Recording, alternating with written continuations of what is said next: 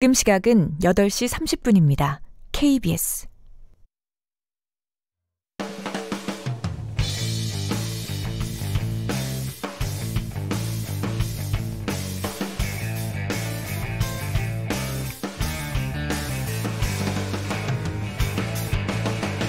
김경래의 최강 시사.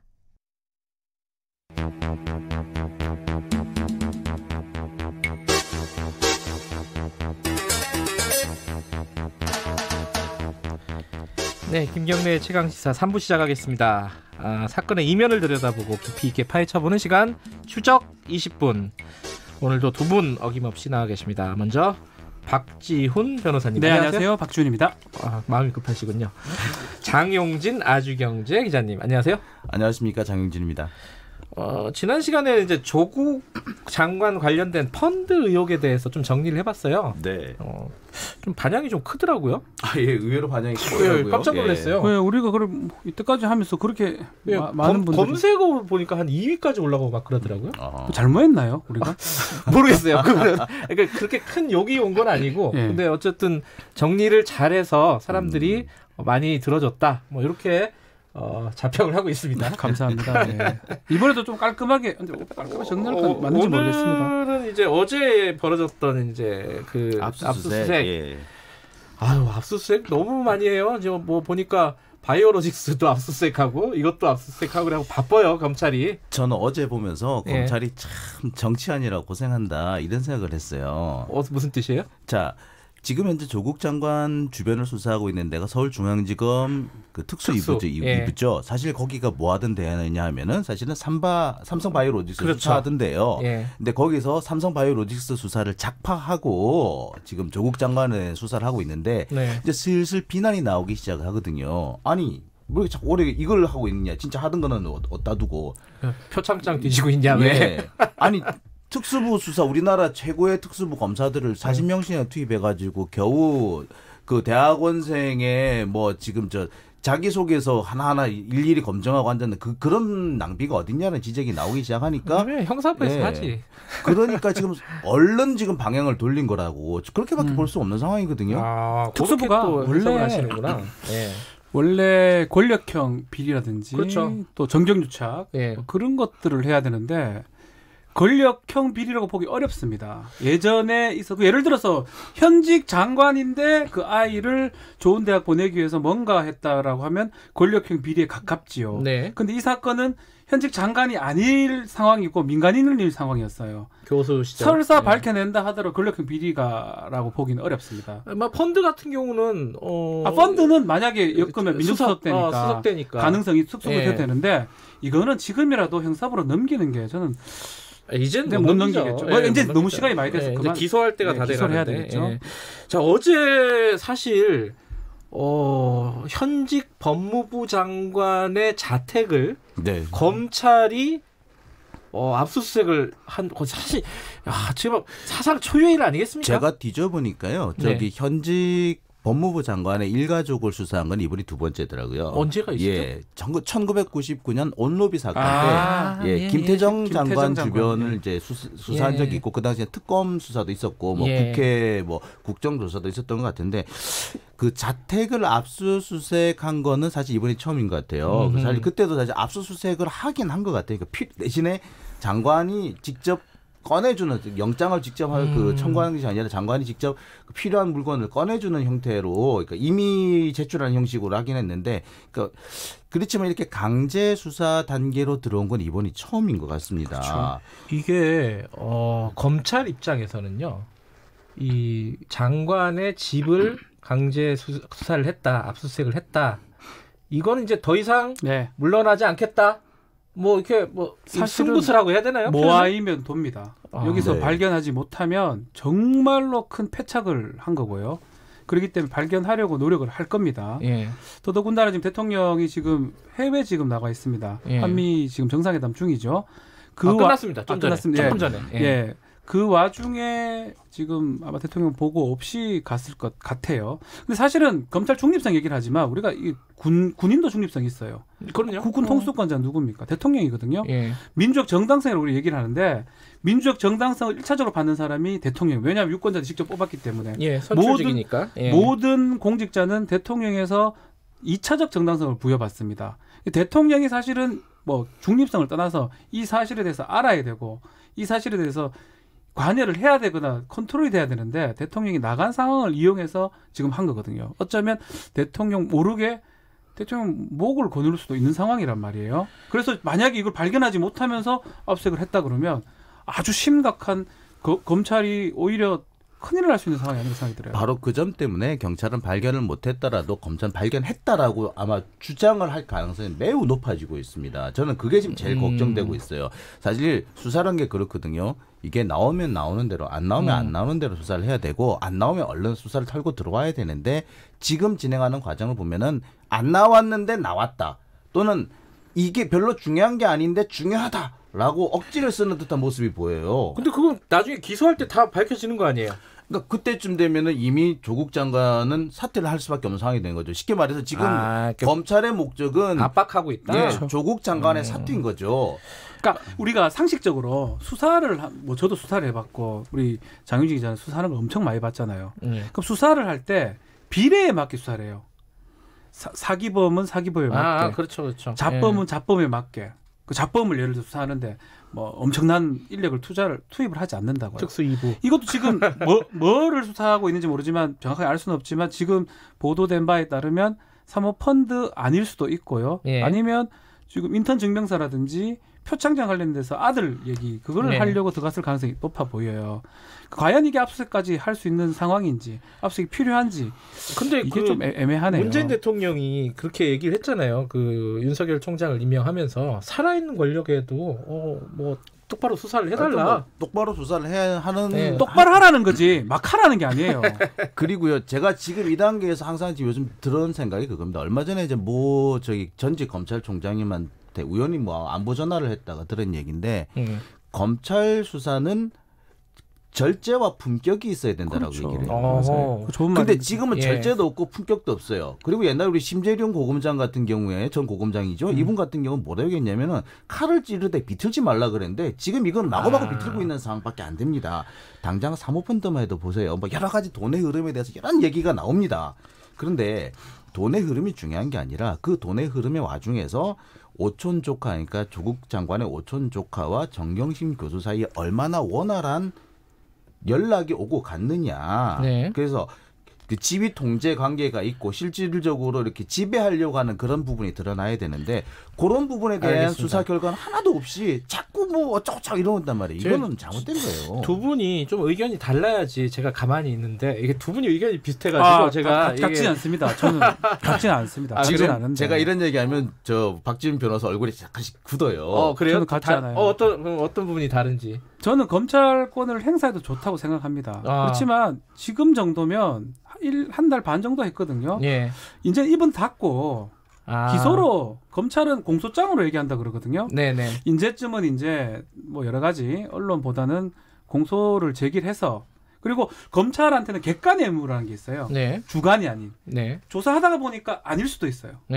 뭐 범인일 수도 있고 아닐 수도 있는 거잖아요. 그럼 뭐 그건 어쩔 수 없고 증명을 못 해낼 수도 있는 거고 그러면 객관의 의무로 돌아가서 제가 되는 거는 기소를 하고 제가 안 되는 거는 불기소를 하고 그런 단계에 지금 온 게 아닌가.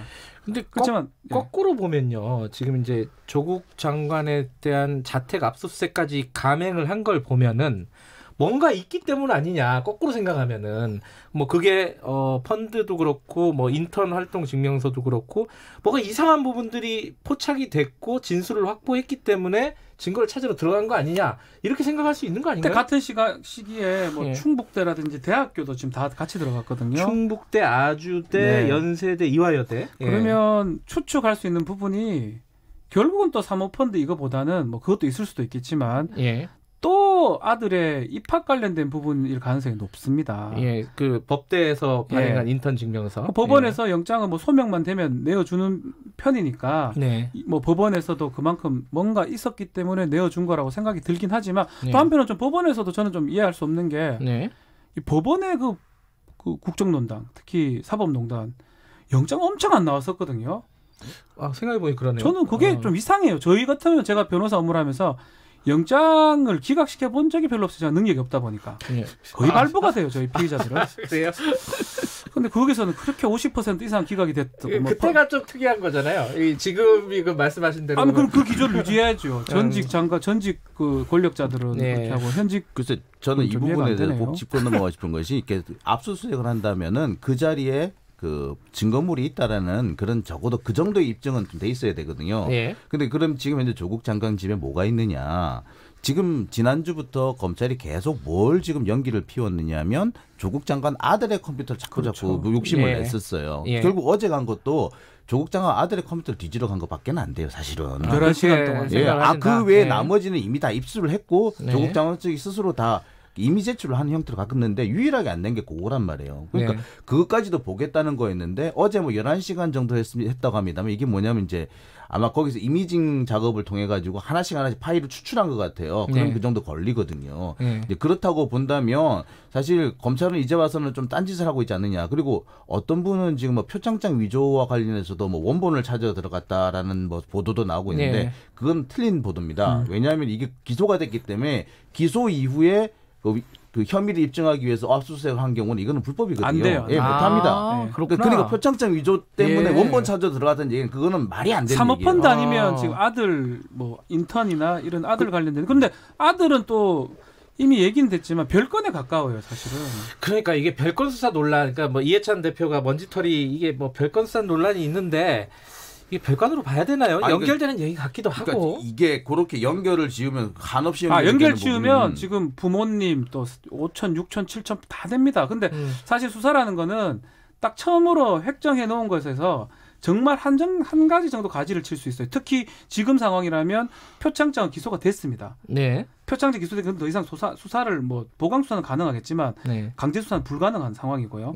사모펀드가 지금 많이 얘기가 나오고 있잖아요. 사모펀드 관련된 수사라면 이해할 수 있죠. 그리고 압수수색 이후에 기소를 하면 돼요. 근데 지금 또 아들까지 얘기 나오면 아들 또 한 달 또 조사를 해야 됩니다. 또 아들 하다 보면 아들 친구도 나오고 친구의 친구 이건 농담이 아니고요. 이미 그게 별건에 나쁜 친구 거. 이런 건 많이 나왔죠. 그게 별건에 나쁜 거거든요. 그렇게 따지면 검찰 수사에 한계라는 게 없는 거예요. 그럼 구속되고 기소될 때까지 저렇게 할 수밖에 없는 거거든요. 사실 저는 이번 수사를 보면서 우리가 좀 알고 있는 그 한동훈 검사장 지금 이제 대검 반부패 부장이죠.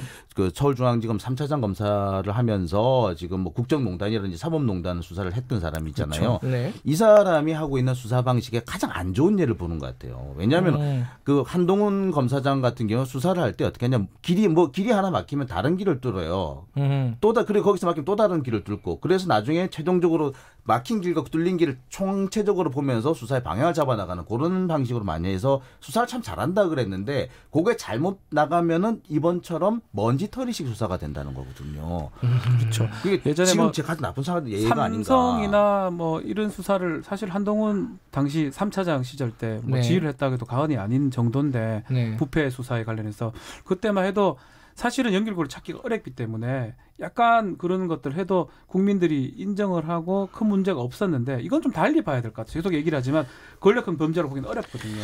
그 똑같은 수사 기법을 쓰기는 좀 그렇다는 거죠. 일단은 뭐 무슨 인턴 활동 증명서 뭐 직인이 어쩌고 저쩌고 이런 얘기들은 좀 기소 때까지 좀 봅시다. 그죠? 지금 뭐 여기 디테일한 내용을 가지고 왈가왈부하는 거는 큰 문제는 아닌 것 같고 근데 지금 예상을 해보면요. 지금 압수수색 자택까지 됐으면은 압수수색은 거의 다 된 거 아닌가요? 할 건 다 한 거죠. 뭐 사실은 압수수색은 사실은 수사 초기에 하는 겁니다. 원래 압수수색은요. 초기에 하고 통상적으로 압수수색의 그 압수물들을 분석을 해가지고 진술을 받고 기소를 하거든요. 그 절차를 거치면 압수수색 이후 1주, 그러니까 2주, 3주면 기소가 되는 게 맞아요. 근데 저는 좀 안 좋은 생각이 드는 게 이 압수수색은 아들 거라고 저는 생각이 들고 제 생각입니다는 그럼 또 여기서부터 한 달 또 가야 된다 생각이 들어요. 아 그래요? 또 아들을 또 소환해야 되겠죠. 그럼 바로 기소 안 한다? 그러면 차라리 이게 좀 전국이 정리되고 그런데 이게 압수수색을 지금 했다는 거는 정리 압수수색보다는 시작 압수수색이 아닌가 생각이 들어서 또 마지막에 확인하려 압수수색을 한 게 아니라 그러면 천만 새로운 다행인데요. 거를 지금 시작하는 단계일 수도 있다. 왜냐하면 다른 대학교를 또 했거든요. 그런 추정도 가능하네요. 그러니까 이거는 사실 목적이 조국 장관의 사퇴가 아닌가. 네. 사퇴할 때까지 우리는 계속 계속 판을 하겠다. 벌리겠다. 그 부인과 딸을 압박을 했는데 안 돼? 그러면 아들 또 할 거야. 그리고 지금 사실 뭐 조국 장관이 그렇게 친구분이 많지는 않은 편에 속하는데 그중에 가장 절친 중에 한인섭 그 원장이거든요. 그러니까 가장 친한 친구도 압착하겠다. 자꾸 이렇게 해서 네 주변을 다 죽일 텐데 너 그래서 버틸 거야? 이런 식의 지금 그 뉘앙스나 어떤 메시지가 아닌가 하는 생각이 들어요. 마지막으로 그거만 한번 좀 여쭤보고 마무리하죠. 그 정경심 교수 같은 경우에 이제 곧 소환이 될 거다라는 관측이 지배적이잖아요. 그렇죠. 정경심 교수를 영장을 칠까요? 어떻게 보세요? 박 지금 변호사님? 원칙대로라면 쳐야 돼요. 저렇게 해왔던 수사 그래요? 패턴대로라면. 패턴으로 보면은. 예. 근데 칠만 할지 또 쳤을 때 영장 기각될 우려도 있기 때문에 당장 여기서 되게 검토를 고심할 영장을 겁니다. 안 치면은 그렇게 난리를 쳐놓고 영장을 뭐 안 하냐 하냐고 이래요. 그런 얘기가 분명히 나올 겁니다. 그런데 그 정경심 교수가 언제 소환될지는 사실 좀 지켜봐야 되는 것이 제가 이 정경심 교수가 소환될 것이다라는 기사가 언제부터 나오기 시작했냐 보니까 10일부터 나오기 시작했더라고요. 오래됐네요. 예, 벌써 보름 이상 계속 같은 얘기 반복되어 하기 때문에 이거 사실 이쯤 되면 언제 소환할지 모른다는 얘기거든요. 봐야 됩니다. 저도 언젠가 한번 얘기했지만 검찰은 진짜 호랑이 등에 올라탔어요. 무서워요. 예. 무서워요. 정말 무서워요. 저도 약간 무섭다. 이게 저도 제가 만약에 그래 됐으면 저는 좀 진짜 못 살지 싶습니다. 옳다 그르다를 떠나서 무섭다는 생각은 많이 들 것 같아요. 이런 얘기가 있습니다. 지난번에 10년 전에 우리 노무현 전 대통령 수사를 할 때 어느 분이 인터넷에 그런 걸 올렸어요. 여기서 멈춰라.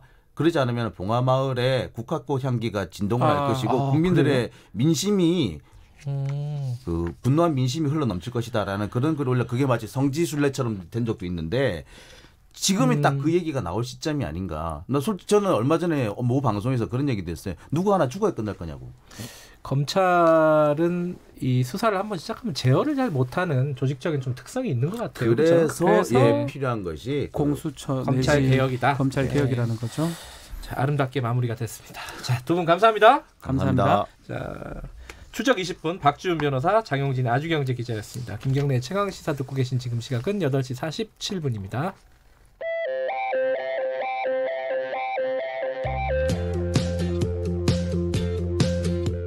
오늘 하루 이슈의 중심 김경래의 최강시사.